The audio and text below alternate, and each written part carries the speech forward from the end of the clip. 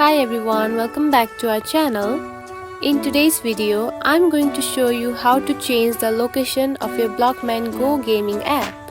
While the gaming app does not provide you with the built-in feature to change the location of your gaming app, today I'm going to show you a trick to change the location. It is a very easy process, so let's get started.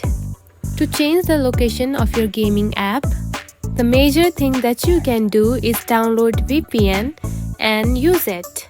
Now, find the VPN app on your phone, and if you don't have it, you can simply download it from your App Store or Play Store.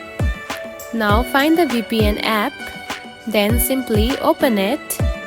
After opening the app, here you can find the option of connection. Simply tap on it. After a few seconds, the VPN will be connected and the location of your game can be changed. Now play your game and enjoy it. And that's it. This is how you can change the location of your gaming app using VPN. It is a very simple and easy process, right? If you found this video helpful, don't forget to like and subscribe for more tips. Thanks for watching.